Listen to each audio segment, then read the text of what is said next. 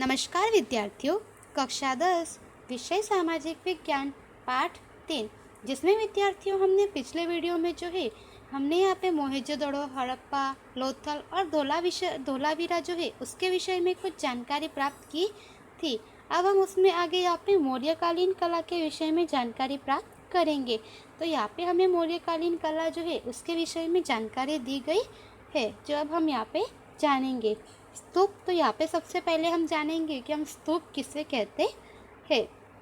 भगवान बुद्ध के देहावशेषों को एक पात्र में रखकर उसके ऊपर अर्धगोलाकार टीले जैसी रचना की जाती है, उसे स्तूप कहते हैं। तो यहाँ पे हमें बताया है कि भगवान बुद्ध के जो देहावशेष है उसे एक पात्र में रखकर उसके ऊपर एक टीले जैसी जो अर्धगोलाकार रचना की जाती है, उसे स्तूप कहा जाता है। अशोक के समय के 5 स्तूप प्रसिद्ध है। सांची का स्तूप, सारनाथ का स्तूप, बेरत का स्तूप, नंदनगढ़ का स्तूप और गुजरात में देव की मोरी का स्तूप। तो यहाँ पे हमें बताया है कि अशोक के समय वहाँ के 5 स्तूप उस समय के प्रसिद्ध है, जिसमें है सांची का स्तूप, सारनाथ का स्तूप, बेरत का स्तूप, नंदनगढ़ का स्तूप और गुजरात की देव की मोरी का स्तूप। इसके उपरांत चैत्य, विहार और मठ बनाए गए हैं। सम्राट अशोक का समय बौद्ध धर्म की शान शौकत और शिल्प स्थापत्य का युग था। तो यहाँ पे हमें बताया गया है कि यह जो स्तूप है, इनके उपरांत भी चैत्य, विहार और मठ वगैरह वह बनवाए गए हैं। और सम्राट अशोक का जो समय था वह बौद्ध धर्म के शान शौकत और शिल्प स्थापत्य का युग माना जाता था। स्थापत्य के क्षेत्र में बौद्ध धर्म ने गुफा विहारों, चैत्य, उपासना गृह और स्तूपों की भेंट दी है। तो यहाँ पे हमें बताया है कि स्थापत्य के क्षेत्र में जो बौद्ध धर्म है, उन्होंने गुफा विहारों, चैत्यों और स्तूपों उनकी भेंट दी है। सांची का स्तूप, तो यहाँ पे हमें सबसे पहले सांची के स्तूप के विषय में जानकारी दी गई है।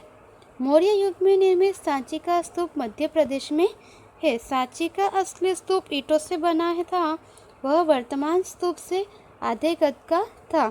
यह बौद्ध स्तूप स्थापत्य कला का अमूल्य उदाहरण है। तो यहाँ पे हमें बताया है कि मौर्य युग में निर्मित सांची का जो स्तूप है वह मध्य प्रदेश में स्थित है, और सांची का जो असली स्तूप है वह ईंटों से बना हुआ था, और वह जो वर्तमान स्तूप है उनसे आधे कद का था। और यह बौद्ध स्तूप उसके बौद्ध स्तूप स्थापत्य का यह एक सबसे अमूल्य उदाहरण माना जाता है। तो यहाँ पे आपको सांची के स्तूप का चित्र बताया गया है। सांची का स्तूप, तो यहाँ पे आपको चित्र में यह सांची का स्तूप बताया गया है कि यह किस प्रकार का बना हुआ है, और वर्तमान कद का जो स्तूप है उन कदों से यह आधा है। अब यहाँ पे हमें स्तूप का ब्यौरा बताया गया है। हर्मिका स्तूप के अंडाकार हिस्से के शीर्ष के चारों ओर लगी रेलिंग को हर्मिका कहते हैं। यह समग्र स्तूप को आवृत कर लेती है। तो इस स्तूप में हम हर्मिका किससे कहते हैं उसके विषय में बताया है कि स्तूप के अंडाकार हिस्से के शीर्ष के चारों ओर लगी हुई जो रेलिंग है उसे हम हर्मिका कहते हैं, और यह यह समग्र स्तूप को आवृत कर लेती है। उसके बाद मेधी, तो स्तूप के चारों ओर बने वृत्ताकार रास्ते को मेधी कहते हैं। उसका उपयोग स्तूप की परिक्रमा करने के लिए किया जाता है। तो यहाँ पे हमें बताया है कि स्तूप के चारों ओर जो बना हुआ वृत्ताकार रास्ता है उसे हम मेधी कहते हैं, और इसका उपयोग परिक्रमा करने के लिए किया जाता है। प्रदक्षिणा पथ, मंदिर अथवा पूजा स्थल के चारों ओर बने वृत्ताकार रास्ते को प्रदक्षिणा पथ कहते हैं। हमेशा पवित्र स्थल दाहिनी ओर से रहे, इस तरह उस स्थल की प्रदक्षिणा की जाती है। तो यहाँ पे हमें बताया है कि यदि हम मंदिर, पूजा स्थल या किसी भी जगह पे जाते हैं तो वहाँ पे प्रदक्षिणा करते हैं। तो मंदिर या पूजा स्थल के चारों ओर बना हुआ जो वृत्ताकार रास्ता है उसे हम प्रदक्षिणा पथ कहते हैं, और हमेशा पवित्र स्थल जो भी होते हैं वह दाहिनी ओर रहे, इस तरह से उस स्थल की प्रदक्षिणा की जाती है। तोरण अर्थात 2 स्तंभों के ऊपर सीधा पट या कमान के आकार में पत्थर आड़ा रखकर किया गया सुंदर स्थापत्य। तोरण के नीचे से होकर के श्रद्धालुओं का समुदाय प्रवेश करता है। तो यहाँ पे हमें बताया है कि तोरण जो है वह तोरण अर्थात दो स्तंभों के ऊपर सीधा पट या कमान के आकार में जो है पत्थर आड़ा रखकर किया गया सुंदर स्थापत्य। तो जो तोरण होता है उसके नीचे से सभी जितने भी श्रद्धालु होते हैं वे उन सभी का आगमन जो है वह तोरण से होता है। तो इस तरह से यहाँ पे जो है हमने जो यहाँ पे स्तूप है उनके ब्यौरे के विषय में जानकारी प्राप्त की। अब हम उसमें आगे जानेंगे।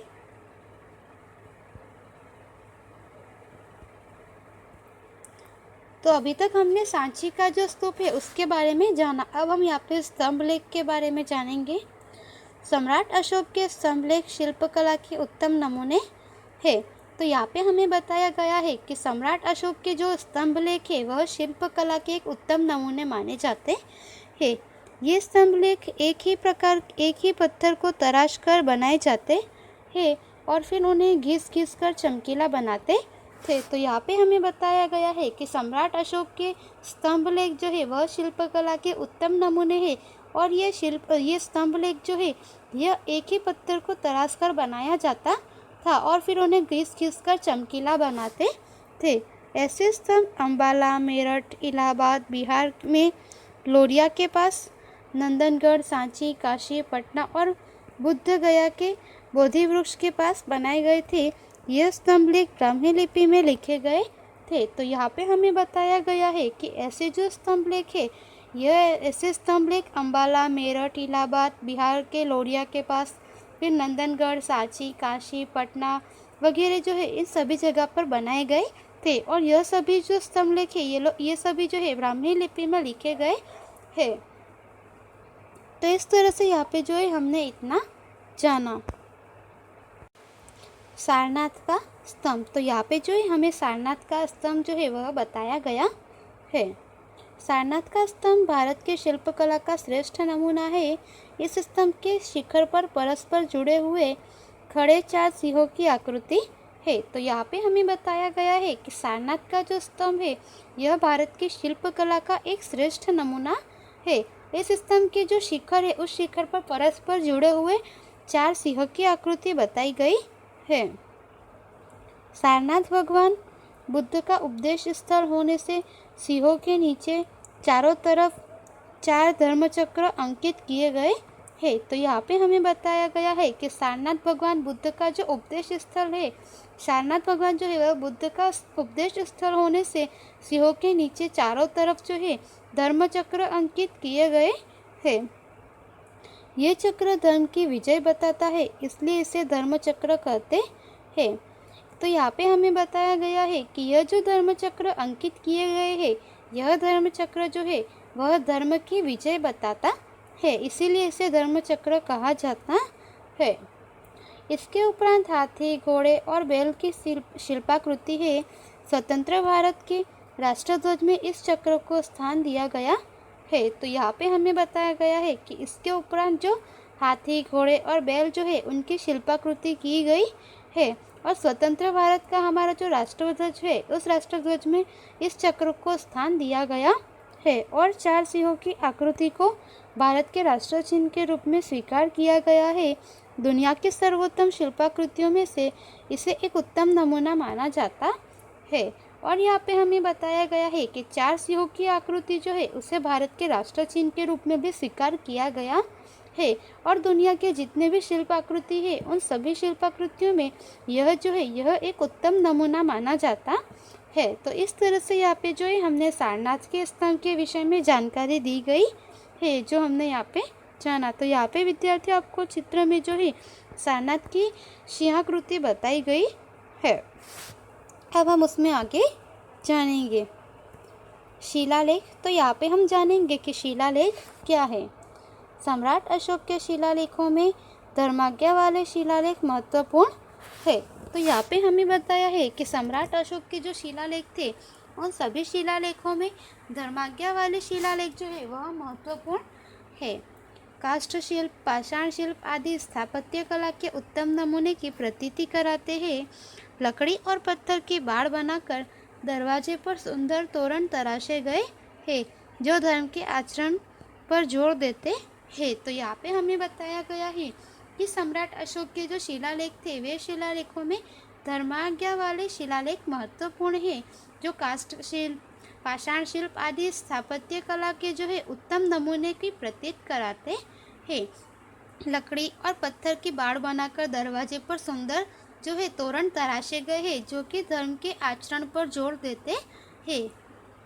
ये शिलालेख पेशावर, देहरादून, थाने, मुंबई, धौली और जोगड़ा, ओडिशा और चेन्नई वगैरह स्थलों से मिले हैं।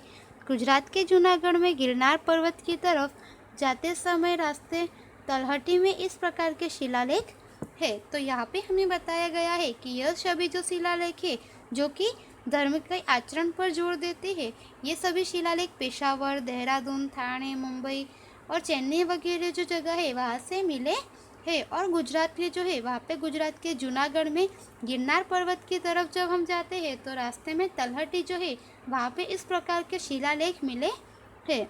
इसके उपरांत गुजरात में पालीताना, शत्रुंजय पर्वत के जैन मंदिर, अहमदाबाद के हठी सिंह के जैन देरासर ईस्वी सन 1847 में संपूर्ण जानकारी देने वाला शिलालेख संस्कृत और गुजराती भाषा में तराश कर रखे गए हैं। तो यहाँ पे हमें बताया है कि इसके उपरांत जो है यहाँ पे गुजरात में हमें पालीताना, शत्रुंजय पर्वत के जैन मंदिरों, उसके बाद अहमदाबाद में जो हठी सिंह का जैन देरासर है वहाँ पे संपूर्ण जानकारी देने वाले शिलालेख स्तंभ और गुजराती भाषा में जो है तराश कर उन्हें रखे गए हैं। तो इस तरह से यह सभी जो है शिलालेख यह संस्कृत और गुजराती भाषा में तराश कर वहाँ पे रखे गए हैं। तो इस तरह से विद्यार्थी यहाँ पे जो है हमने जानकारी प्राप्त की।